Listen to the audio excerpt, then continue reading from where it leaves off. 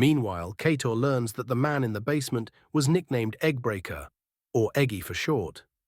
Gork repeatedly warns Kator to stay away from all this Azam business, but Kator thinks it is just the fear and grief speaking, so he ignores the advice. Fine. If you're going to go anyway, just remember this. Beware the dragon. With that, Gork finishes the last bottle of wine and walks off. The dragon? But we're only here to fetch Azam, so Azam can help kill the dragon. Unless there's something more to this. We've definitely been deceived before. Kator says to himself. In the basement of the nightclub, Tilly finds a sharp blade, a dagger covered in blood that matches the wound in Eggy. She pockets the dagger and pounds on the rubble from the bottom of the ladder, hoping to attract Thok's attention. By the time Thok digs them out, Jack has gone out of sight to send a message to the guard captain. As Kator returns, Silenifi rolls up with the carriage, including Rando and the dire goat. I didn't know you could drive a goat, said Kator. Drive no. Rando drives the goat. Along for the ride only I am. The group proceed to the north gate with Kator and Rando driving. Krug had passed along the message from Kelly and said that Jack had gone to advise the captain that they would be leaving the city, but only as part of the investigation. At the north gate, they discover that the locks are meant to keep people in, not out. The gate is worse than useless for defending against foreign invaders. Tilly bribes the guards with wine, while Thok tries and fails to find a way around the gate. The guards abandon their posts after they let the group through. As the group approaches the docks, they see one giant ship docked there, and many tents, campfires, boxes, and crates on shore. They also smell fresh steamed coffee and see men walking about in frilly uniforms, but carrying deadly weapons. I'll sneak around west. Thok can sneak east. Krug, you distract the pirates with a performance. Go right up to that big campfire in the middle. We'll sneak aboard the ship and rescue Azam, and you guys will be here to save us if we exit being chased by anything, says Tilly. Good plan. I'll stay here. Not quite at maximum range, but close enough so they'll never make it to me if they attack. Wethra, would you like to stay here with me, or go up with Krug? Asks Kator. I guess I'll stay back, but Krug, if there's any trouble, you turn and you run back to me, okay? Says Wethra. Krug grunts in response and heads to the campfire. Before he can make it there, the pirates spot him and start hurling insults in French accents. As he approaches closer, he tries to calm them by revealing his fame and offering a free performance. You're not Krug. Krug's a beautiful elven lady and she died in a fire earlier tonight. Imposter! Kill the imposter! Fighting breaks out before Krug can bring out his instrument, and instead he goes for his club, completely ignoring the plan. Thok circles around behind the camp and sees a narrow gangplank leading into the ship. Abandoning stealth, he rushes up and gets attacked by a tiny pirate. The two grapple for a moment before falling sideways into the water. A flying cow, seemingly hurled from a catapult aboard the ship, flies and splatters in front of Kator and Wethra. The force of the impact knocks them both over, and they get injured by fragments of bone from the corpse. Jack, having asked for assistance from the guard captain, headed to the docks on his own, and was only a few dozen feet east of Tilly when the fighting broke out.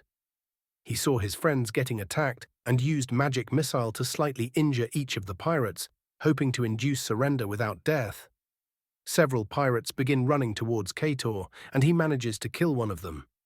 Wethra grits her teeth and starts running toward Krug, muttering, That idiot is going to get himself killed. Under her breath, several pirates slash and stab Krug, and he falls to his knees.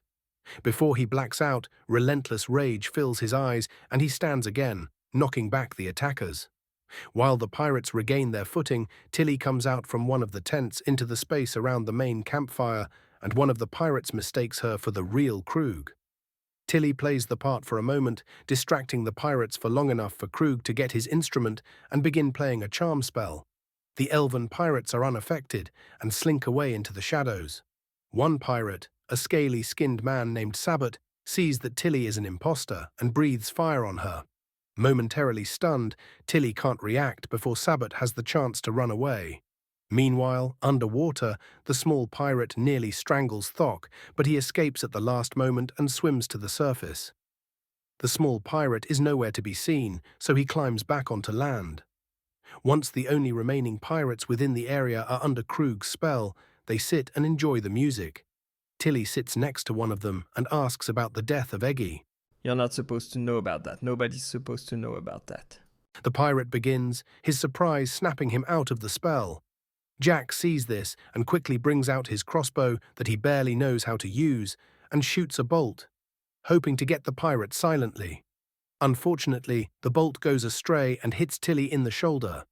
Before the pirate can shout to alert his friends, Tilly stabs her dagger through his neck and pulls his torso closer to her to hide the death, gritting her teeth through the pain of the crossbow bolt. After cleaning her wound, Tilly makes her way onto the boat, along with Thok. The pair explore until they find a large chest, which is trapped with a magic ward.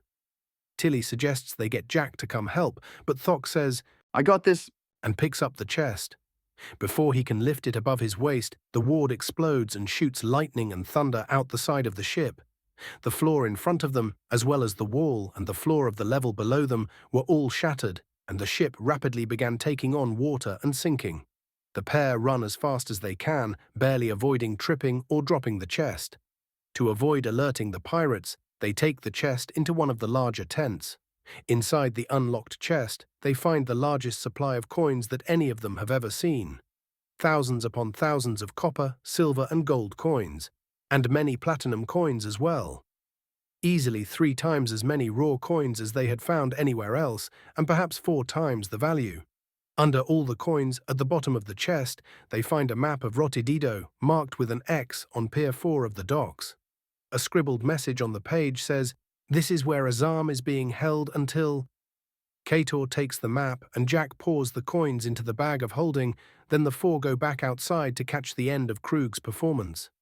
A slow clapping breaks the silence left after the music stops.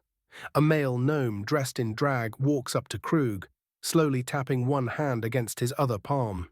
Brava, bravo, very well played, sir. I am the magnificent Lady Ansloff, Queen of Rotidido, and ruler of all the land. This performance was so extravagant that I think you are deserving of a noble title within my kingdom. You shall be the royal bard of Rotidido, and shall be granted respect accordingly. Now I shall take my leave, and ask that you and your assistants be on your way. Krug looks around and sees the pirates all packing up and heading out, and his friends gathering what arrow shafts they can salvage from the battle before heading back to the carriage. The group takes stock of their health and read the map, and make a plan to get to Alec Azam.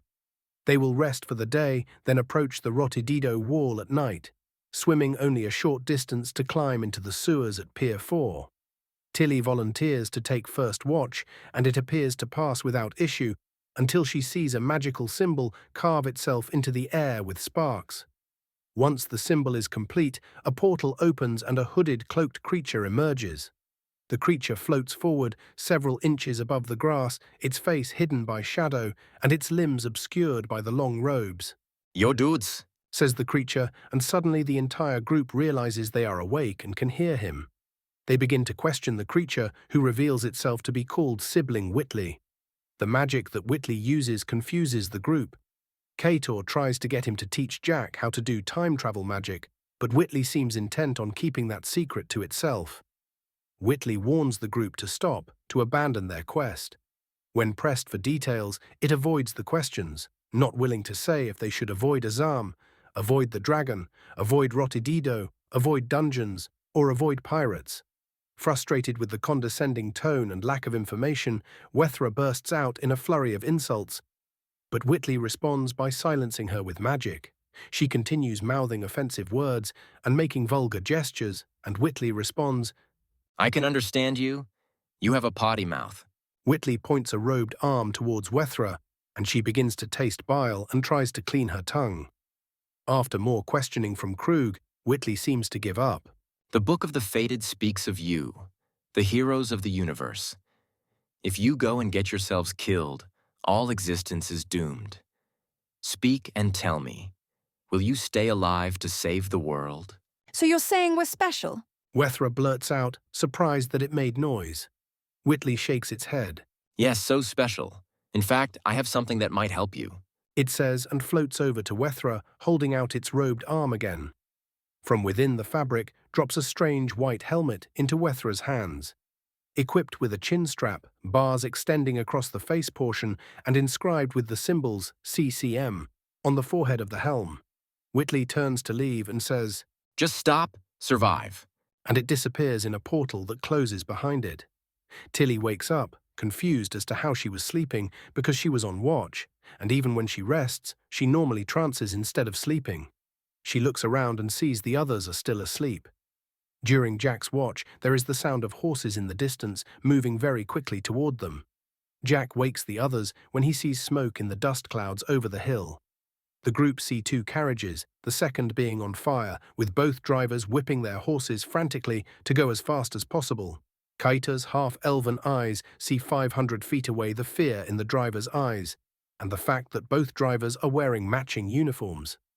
The group also sees horse riders chasing the carriages, some shooting arrows from short bows, others riding hard to catch the carriages. Those carriages are under attack, but are they being chased by guards or bandits? Asks Jack. The drivers wear uniforms. The riders are wearing black clothes. I think the riders are bad guys. Answers Kator as he draws his bow and nocks an arrow. Thok and Kator begin shooting arrows with their longbows, with Kator running up a bit first. They kill two riders before being noticed, and then one of the archer riders gets off his horse and switches to a longbow to return fire. Wethra casts thaumaturgy, allowing her voice to boom and carry to the riders.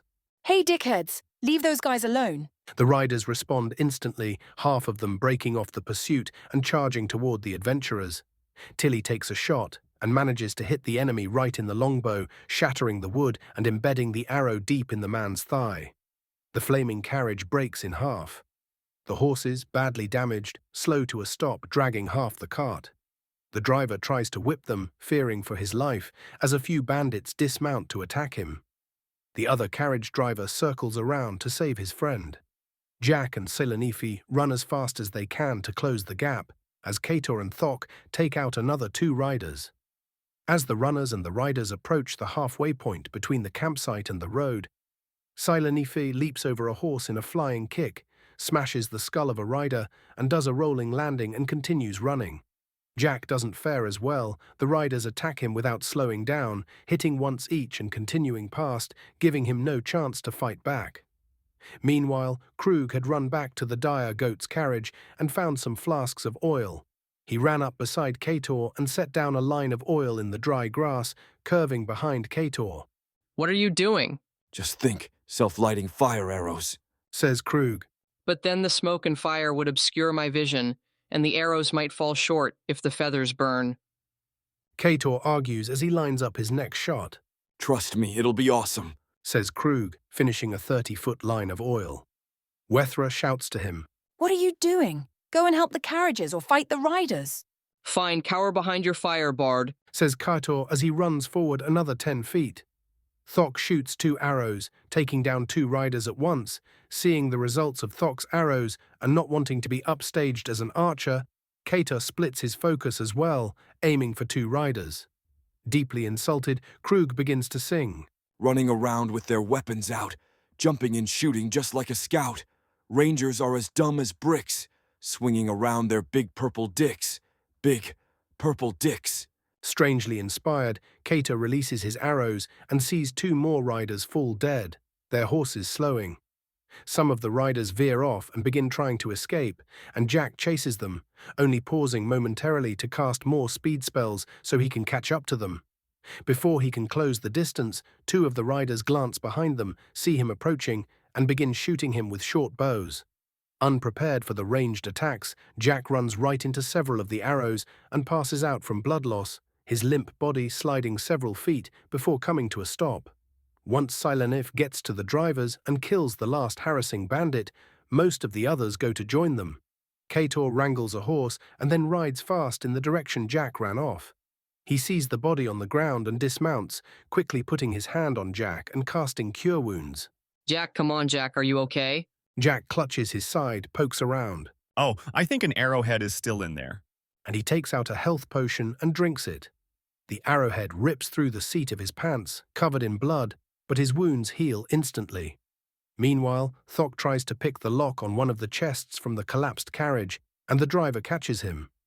A heated argument ensues, with Krug and Thok trying to persuade the drivers to pay them to transport the chests into town, but the drivers insisting that they work for the Money Changers Guild and none of their guards are allowed to touch the money, and they are fiscally responsible for the goods they transport.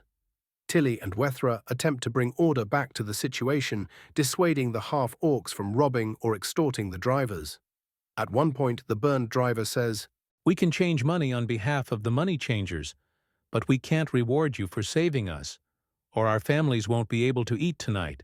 As the argument between the female adventurers and the half-orc duo reaches a crescendo, Kator and Jack ride up on the horse. Kator jumps down and immediately casts Cure Wounds on the burned driver. Are you okay? These are your carriages. Who were those men? Are you still in danger? The biggest danger remaining is those two robbing us blind. The driver shouts angrily. They tried to rob you. I'm sure this is a misunderstanding. Thok is a bit slow in the head. We'll make sure he stays away from your stuff. My name's Kator. What's yours? Ibn, I work for the money changers. I was just offering to these guys that we could change coins for them, but this money isn't mine to give away for any reward, says the healed driver, calming down noticeably. Changing coins? Perfect, we were looking for a coin changer. We've got 4,700 copper, 10,500 silver, and 2,800 gold that we were hoping to exchange for platinum coins. It has been really weighing us down. Kator, don't tell them how much money we have. What if they come back with friends to rob us? Shouts Krug. Relax, I can tell Ibn is a nice guy, and his friend too. They obviously aren't working with the bandits. They are no danger to us. Kator replies calmly. Hey, you know what? To show our gratitude, we'll give you a discount on the exchange. Only 1% instead of the usual 5%. We've got more than enough to do all the exchanges you want, says Ibnis, and Kator walks over to Jack, who is holding some broken arrows and trying to mend them with magic. Kator takes the bag of holding from Jack's backpack and returns to Ibn. The two count out coins together, filling many bags and one chest with small coins, and putting the platinum into the bag of holding. Both men are very intent on keeping count and honoring the 1% fee. Meanwhile, the other driver loads the contents of the broken carriage onto his own and keeps watch to ensure nobody steals anything. Wethra heals the injured horses, and Tilly gathers 3 more horses from the dead riders, then helps loot the corpses. Once the money exchange has finished and Kator has said his farewells to the drivers, he rejoins the group and finds Wethra and Krug still arguing about what is good and bad, and how important the law of the land is. Krug gives up on using words, backs up 20 feet, and casts Stinky Cloud over Tilly, Wethra, and Kator. Completely unprepared, Kator takes a breath, turns to the side, and vomits. Being perfectly prepared, Wethra takes the smell in stride and shouts, Smells like your mom's pussy. Krug balks and turns to go back to the campsite. The rest of the group calm down and head back as well. When Kator gets to Jack's bedroll, he holds up the pearl of spell recharge and looks down at the snoring man. I offered to share it with you, Jack. I offered to share it with you. And uses it to recharge a spell slot of his own. In his dreams, Jack sees Kator with a plate of spaghetti. I offered to share it with you. The dream Kator says as he eats a meatball. Kator takes the next watch as the sun begins to fall in early afternoon.